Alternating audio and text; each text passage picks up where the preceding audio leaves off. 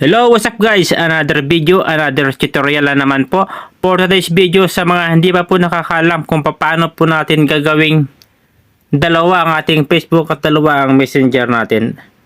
So dito nga guys, sundan mo lang ito. Tara. So dito nga guys, pumunta lang po tayo sa settings ng ating cellphone.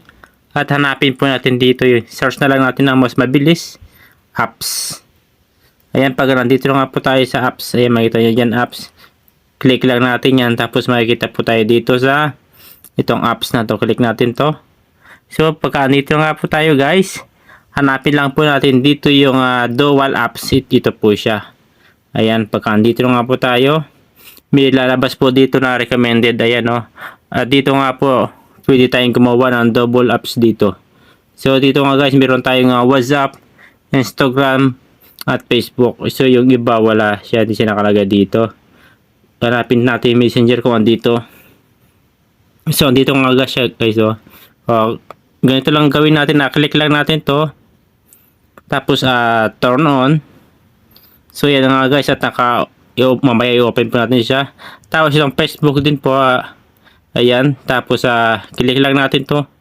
Dual apps. At makikita nyo po dito na open now na. So back na po tayo sa ating cellphone do sa pinaka dashboard natin.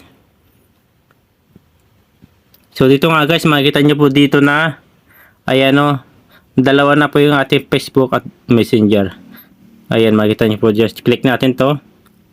Ayan o, dual apps. Tapos makikita nyo po dito guys na magla-login po tayo. So wait lang natin. Ayan, makikita nyo guys dito na continue. At meron din po dito nga terms and privacy. So back naman po tayo, tingnan natin yung Messenger. So click natin Messenger. So dito nga guys, makikita nyo rin po na ganoon din po yung lalabas, may terms and privacy din. At meron din dito continue. Ayan. Ayan, continue lang natin. Tapos pwede na po tayong mag-login. Ayan.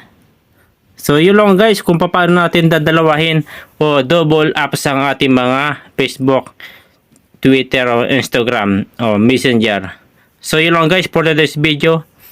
Kung gusto nyo po ang ganitong tips, tricks, and tutorial, so follow for more. Thank you.